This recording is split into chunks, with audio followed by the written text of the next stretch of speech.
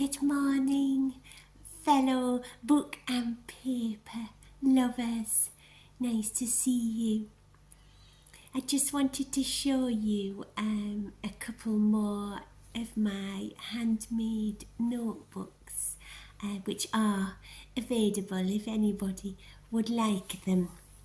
These ones are basically made with sort of maps and place in mind. That was the decoration theme that I chose for these two. And here's one of them. This is a larger version, which is made from reclaimed cardboard. Again, the cover, which I've covered with a beautiful map of the world, which is another one of my rescued books, which are being repurposed into books again. So book becomes book, becomes possibly your book.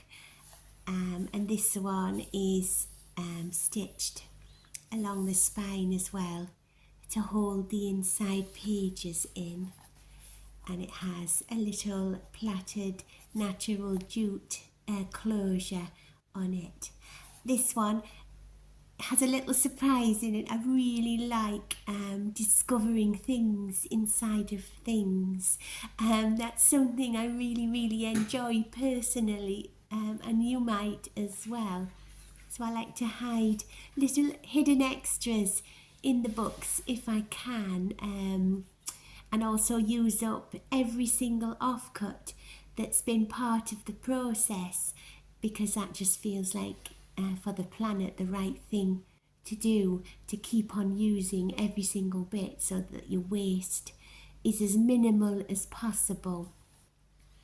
And this one's little surprise. What's this? It's kind of like, makes the book look like a box. And here we have a little, another little secret in here. So if I undo the string, I can start to show you that this is another little notebook which fits quite neatly inside of the cover and just rests on top of the pages. Because part of my dyeing process seems to make the pages wonderfully sort of thick and wobbly and crinkly, which is something I personally love, and I find that it's like a beautiful visual detail in itself. It's like sort of leaves lying on a path, or it's like layers of earth or layers of bark, sort of strata, exciting. So I made this little, and it's also stitched on its little spine. This is also made from offcuts. And when I was making this one, and I had some paper I'd cut to size for something else, and I thought, why not use it? And this one again just ties with a little bow here, so that you can open it. And if we look inside, then we can see I've just put some, this is from a wonderful book from the 70s, which just had lists and lists of place names and countries. I just really loved it, and a little description about the place. So basically we've just got a little bit of a sort of cover I cut from a tourist information book from the 80s about North Yorkshire, which is also a fantastic place. I just loved it. And these are the pages, as you can see. There's plenty of room. You could maybe write on them in this direction, or you could write on them in this direction. So we have quite a lot of nice little pages here, and it ends again with another piece from that tourist sort of magazine. So that fits inside the the other notebook there, and there you can see it's nice and full and bound in.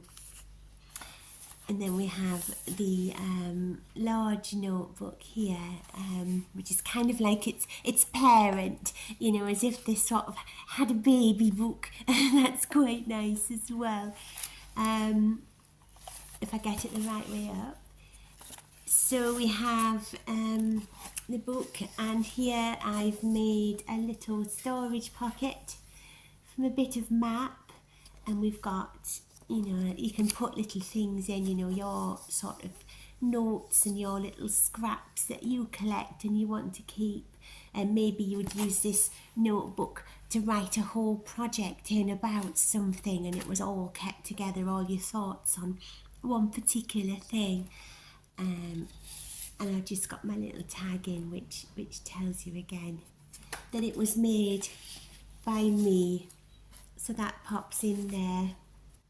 And when I dyed these pages, I sort of thought they're kind of like maps. Again, I've made my own sort of unintentional maps, as if those maps somehow came from me. They're kind of sort of subconscious maps. And when I was sort of folding the papers to dye them, I was really interested in all these wonderful sort of lines. They kind of look like mountains and ranges and land, and I really love them. So this is why I've used this kind of paper for this book. So you can see they're kind of like aerial views of land in themselves. And I also wanted to talk about something else I've done as well. I've made little repairs where there's been small tears in the paper, because sometimes that happens.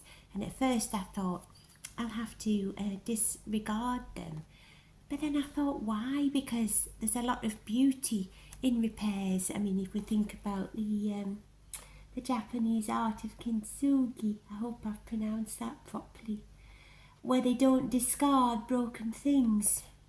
They repair them, and it just adds to the beauty of the item itself. And I just really, really love that. Absolutely love it. So what I've done is I've taken patches from my book of place names, and I've simply repaired them. And it doesn't take anything away, and it just adds another area of interest. I just don't want to discard beautiful things, because why does something have to be perfect? What is perfect? To me, this is perfect, because it wasn't wasted. Its beauty was appreciated and celebrated. Why does something have to be considered broken or spoiled? To me, I don't believe that. Perhaps I look at beauty differently, I don't know. So you can see some of the pages have them on, and some of them don't, and we have these fabulous sort of views. I mean, what kind of place is this? This is just waiting for you to add your imagination to it, and maybe learn to stop fearing what we believe is imperfect ourselves. I hope it helps people see that as well, because you know the time it took to produce these patterns, and the unpredictability involved, and the gorgeous chaos, it would just be a waste to not celebrate them and keep them in. They don't all have them on. Some of them have more than others. Some of them just have one. Some of them have one down in the corner. So I'm just basically showing you, there we are at the centre where I've stitched this inside in. So I'm just showing you how beautiful these pages are. I just found them so exciting, but also again so sort of tactile. It feels like terrain. It isn't just a flat page. And the creativity's already begun because there is no blank page. Not that there's anything wrong, I love blank pages too, I hasten to add. I'm just looking at different things. So here we go. You can get the idea of the beautiful pages. So maybe this will be good for place writing, I don't know, or writing about somewhere you've been or somewhere you want to go or somewhere you remember. And I've just made the end papers again from that other book. And here we have another pocket, and I've made a bookmark as well. And I've written a lovely quote on the back, which you can enjoy reading. I to the hills will lift mine eyes, from whence doth come mine aid. Oh, I love that.